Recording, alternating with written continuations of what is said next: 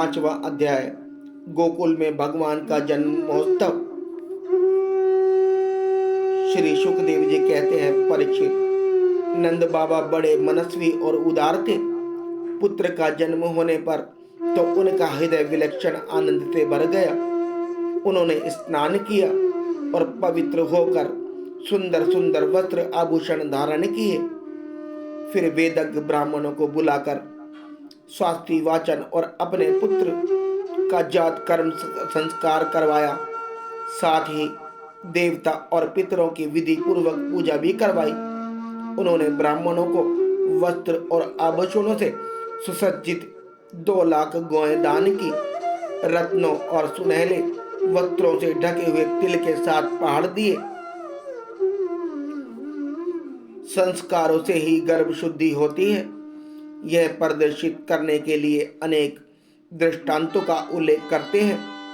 समय से नूतन जल, अशुद्ध भूमि आदि, स्नान से शरीर आदि, प्रक्षालन से वस्त्र आदि, संस्कारों से गर्भ आदि, तपस्या से इंद्रिय आदि, यज्ञ से ब्राह्मण आदि, दान से धन धान्य आदि और संतोष से मन आदि द्रव्य शुद्ध होते हैं। परंतु आत्मा की शुद्धि तो आत्मज्ञान से ही होती है। उस समय ब्राह्मण, सूत, मागध और बंदी जन मंगलमय आशीर्वाद देने तथा स्तुति करने लगे। गायक गाने लगे। बेरी और दुंदुबिया बार बार बजने लगी। व्रज मंडल के सभी घरों के द्वार, आंगन और भीतरी भाग झाड़ बुहार दिए गए। उनमें सुगंधित जल का छिड़काव किया गया। उन्हें चित्र विचित्र ध्वजा, पताका, पुष्पों की मालाओं, रंग बिरंगे वस्त्र और पल्लवों के बंदरबारों से सजाया गया। गाय, बैल और बछड़ों के अंगों में हल्दी तेल का लेप कर दिया गया और उन्हें गेरू आदि रंगीन धातुएं, मोरपंख, फूलों के हार, तरह तरह के सुंदर वस्त्र और सोने की जंजीरों से सजा दिया गया। परीक्षित, सभी ग्वाल बहुमूल्य वस्त्र, गहने, अंगरखे और पगड़ियों से सुसज्जित होकर और अपने हाथों में भेंट की बहुत सी सामग्रियां ले लेकर नंद बाबा के घर आए। यशोदा जी के पुत्र हुआ है, यह सुनकर गोपियों को भी बड़ा आनंद हुआ। उन्होंने सुंदर सुंदर वस्त्र, आभूषण और अंजन आदि से अपना श्रृंगार किया। गोपियों के मुख कमल बड़े ही सुंदर जान पड़ते थे। उन पर लगी हुई कुमकुम ऐसी लगती थी मानो कमल की केसर हो। वे भेंट की सामग्री ले लेकर जल्दी जल्दी यशोदा के पास चली। उस समय उनके पयोदर हिल रहे थे। गोपियों के कानों में चमकती हुई मणियों के कुंडल झिलमिला रहे थे। गले में सोने के हार, हैकलिया, हुमेल जगमगा रहे थे। वे बड़े सुंदर सुंदर रंग बिरंगे वस्त्र पहने हुए थे। मार्ग में उनकी चोटियों में गुथे हुए फूल बरसाते जा रहे थे। हाथों में जड़ाऊ कंगन अलग ही चमक रहे थे। उनके कानों के कुंडल, पयोदर और हार हिलते ही जा रहे थे। इस प्रकार नंद बाबा के घर जाते समय उनकी शोभा बड़ी अनूठी थी। नंद बाबा के घर जाकर वे नवजात शिशु को आशीर्वाद देती, यह चिरंजीवी हो, भगवान इसकी रक्षा करो, और लोगों पर हल्दी तेल से मिला हुआ पानी छिड़क देती तथा ऊंचे स्वर से मंगल गान करती थी। भगवान श्री कृष्ण समस्त जगत के एकमात्र स्वामी हैं। उनके ऐश्वर्य, माधुर्य, वात्सल्य सभी अनंत हैं। वे जब नंद बाबा के व्रज में प्रकट हुए, उस समय उनके जन्म का महान उत्सव मनाया गया। उसमें बड़े बड़े विचित्र और मंगलमय बाजे बजाए जाने लगे। आनंद से मतवाले होकर गोपगण एक दूसरे पर दही, दूध, घी और पानी ओढ़े लेने लगे। एक दूसरे के मुंह पर मक्खन मलने लगे। मक्खन फेंक फेंक कर आनंद उत्सव मनाने लगे। नंद बाबा स्वभाव से ही परम उदार और मनस्वी थे। उन्होंने गोपों को बहुत से वस्त्र, आभूषण और गौएं दी। सूत, मागध, बंदी जनों ने नृत्य, वाद आदि विधाओं से अपना जीवन निर्वाह करने वालों तथा दूसरे गुणजनों को भी नंद बाबा ने प्रसन्नता पूर्वक उनकी मुंह मांगी वस्तुएं देकर उनका यथोचित सत्कार किया। यह सब करने से उनका उद्देश्य यही था कि इन कर्मों से भगवान विष्णु प्रसन्न हो और मेरे इस नवजात शिशु का मंगल हो।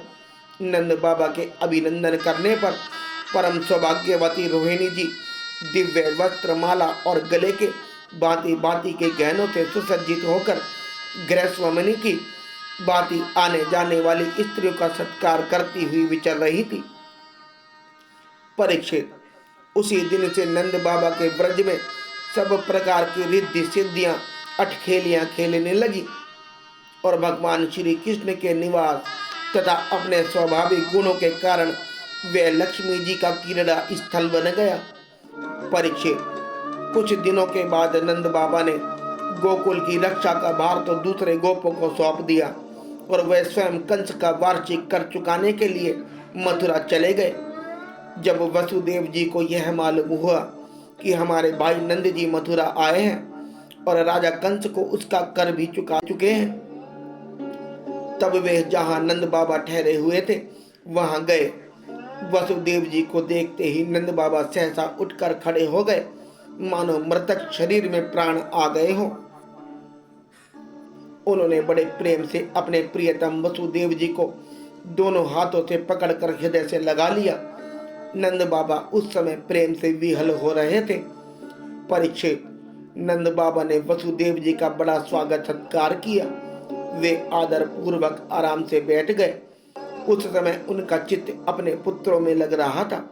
वे नंद बाबा से कुशल मंगल पूछकर कहने लगे।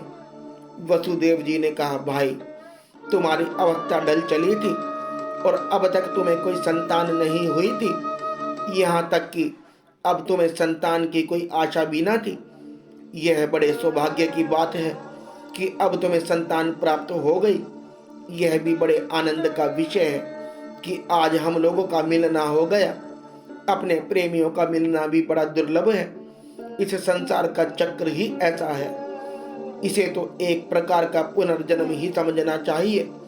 जैसे नदी के प्रबल प्रवाह में बहते हुए बेड़े और तिनके को सदा एक साथ नहीं रह सकते, वैसे ही सगे संबंधी और प्रेमियों का भी एक स्थान पर रहना संभव नहीं है। यद्यपि वह सबको प्रिय लगता है, क्योंकि सबके प्रारब्ध अलग अलग होते हैं। आजकल तुम जिस महावन में अपने भाई बंधु और स्वजनों के साथ रहते हो, उसमें जल, घास और लता पत्र आदि तो भरे पूरे हैं ना। वह वन पशुओं के लिए अनुकूल और सब प्रकार के रोगों से तो बचा है। भाई, मेरा लड़का अपनी माँ रोहिणी के साथ तुम्हारे व्रज में रहता है। उसका लालन पालन तुम और यशोदा करते हो, इसलिए वह तो तुम्ही को अपने पिता मानता होगा। वह अच्छी तरह है ना। मनुष्य के लिए वे ही धर्म, अर्थ और काम शास्त्र विहित हैं, जिनसे उसके स्वजनों को सुख मिले। जिनसे केवल अपने को ही सुख मिलता है किंतु अपने स्वजनों को दुख मिलता है, वे धर्म, अर्थ और काम हितकारी नहीं है। नंद बाबा ने कहा, भाई वसुदेव, कंस ने देवकी के गर्भ से उत्पन्न तुम्हारे कई पुत्र मार डाले। अंत में एक सबसे छोटी कन्या बच रही थी, वह भी स्वर्ग सिधार गई।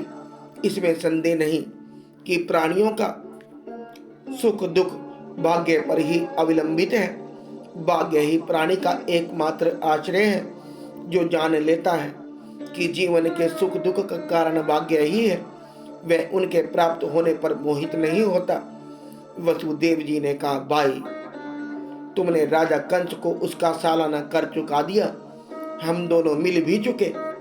अब तुम्हें यहाँ अधिक दिन नहीं ठहरना चाहिए, क्योंकि आजकल गोकुल में बड़े बड़े उत्पात हो रहे हैं। श्री सुखदेव जी कहते हैं, परीक्षित, जब वसुदेव जी ने इस प्रकार कहा, तब नंद आदि गोपों ने उनसे अनुमति ले बैलों से जुते हुए छकड़ों पर सवार होकर गोकुल की यात्रा की।